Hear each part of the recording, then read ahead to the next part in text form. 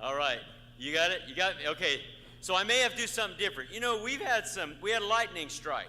I don't believe the Lord struck us with lightning. I think we just are, we're just one of the people that got it. Because, you know, sometimes things happen to us. But the lightning struck somewhere near us. And it, you know, as you know, took out soundboard, took out the live stream camera, took out several different speakers, took out, I can't remember everything. I think it took out the air conditioning too. But we got the projector. So we got that, we got a little bit fixed at a time, and now we got the camera working, but I don't think we're getting the sound through my portable microphone. So I'm going to preach from up here. I don't like preaching from up here because there's so much space between me and you. So I need you all to lean forward just a little bit, get closer to me. But I've been preaching this series on big moments in the OT. And so last week we left after the Exodus. Remember Moses in the Exodus, we had the plagues that God sent really to judge the nation of Egypt and let them know that he is the only God. They had the Passover celebration that protected the nation from the death angel, the 10th plague. And then there were the parting of the Red Sea. There was the parting of the Red Sea. So God led Israel into the wilderness. Now we are 3 months later. After the parting of the Red Sea, they're now wandering in the wilderness. And God calls Moses up to Mount Sinai.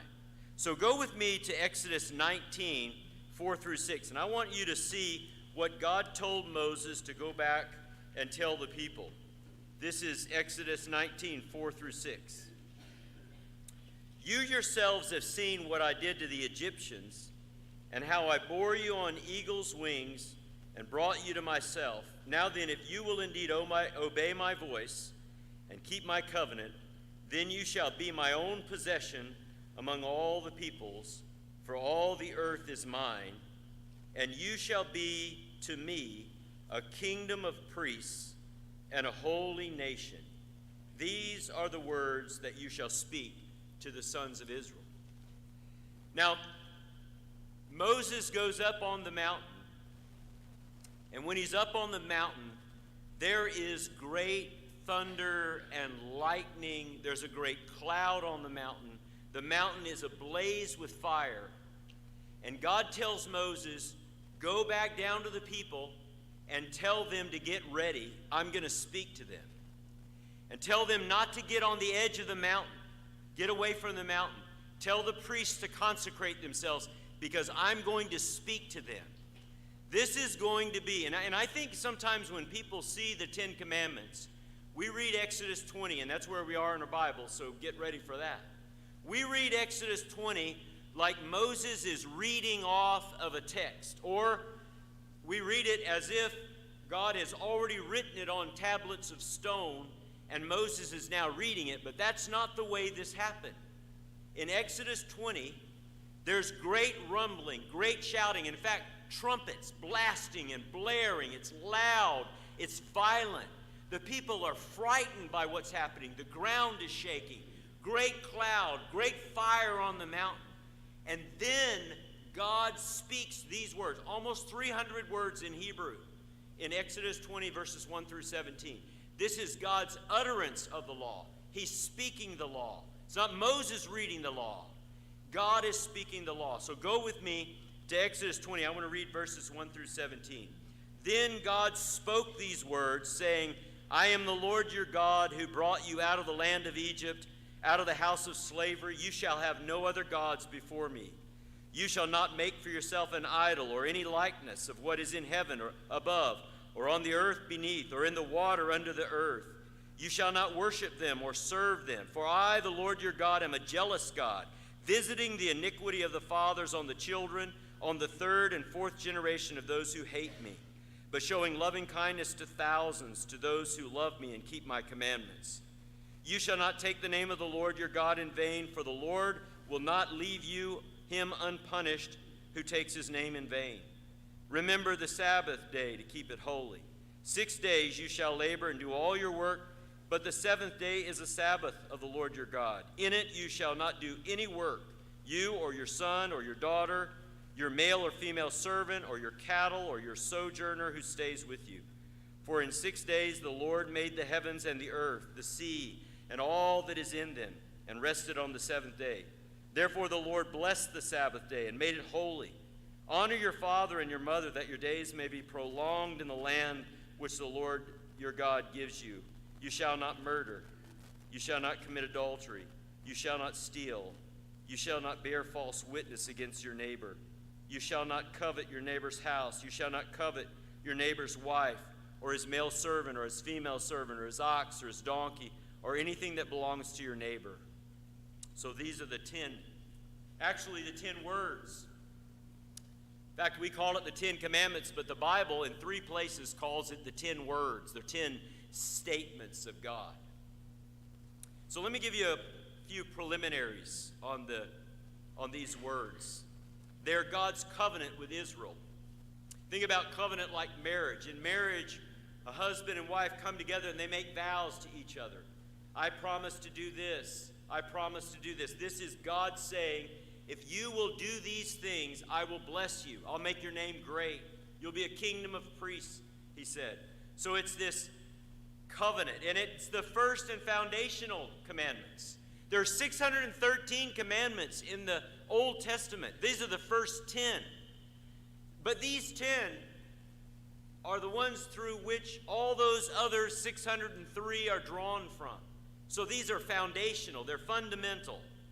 They reveal God's character. They show us what God is like. They show us what God likes, what God prefers. They show us how God wants us to be. And they're also Israel's constitution. They're the basis for saying that the nation of Israel will be different from all the other nations around them. This is the Constitution. This is how you can tell that you are the people of God. They describe how to please God and how to live at peace with other people around you. Let's look closely at the 10 Commandments. I want to take you through them individually. And I want you to think about it this way, that these commandments, they give us these 10 statements from God about how we ought to live and how we ought to please God. And there's a theological significance for us today. These are not just 10 commandments that only applied to the nation of Israel back in the time of Moses. There's relevance for us today, so don't throw them out. But there's also really important implications for knowing Jesus and what it means to know Jesus. So I want to finish there, but I want to start here. Notice that he says, you shall have no other gods before me. The Egyptians and the Canaanites had many gods. In fact, we saw with the 10 plagues that those 10 plagues, each of them were symbolic or metaphors for the 10 of the Egyptian gods, but there were many others. The Canaanites had hundreds of gods. They worshipped everything. Certainly they worshipped the planets and the stars and the earth and animals and objects. They worshipped everything. They had many gods. So he says, have no other gods before me. I think this is the most ignored law of all the laws. The ancient Jews, even though they had this law, they were quick to adopt any other law where they went. They would find out about a local deity that would help you to grow better crops, and they would begin to worship that other god. So this was ignored by the Jews, but it's also ignored by us. Remember when Jesus meets the rich young ruler, and the rich young ruler says, what good thing can I do to inherit eternal life? And Jesus says, well, keep the commandments. And the rich young ruler says, which ones? Great question. Is there like one or two that are really more important? Because there's 613, Jesus. And so Jesus starts naming them off. Don't murder. Don't commit adultery. Don't steal. Don't lie or defraud your neighbor. Honor your mother and your father. And the young man says, well, all these I've kept from my youth. And he says, well, go and sell all you have and give it to the poor. You'll have treasure in heaven, and come follow me. And the man went away grieved. Why? Because he had made money his God. It's easy to pick and choose the commandments that are easy to obey, but here's one that oftentimes people break this commandment without even realizing that they're breaking it. I don't even know if I should tell this story, but I will. Joanne and I got our first little dog, Mandy, a puppy. We picked her up on a Saturday from the pet store. We brought her home. She was precious to her.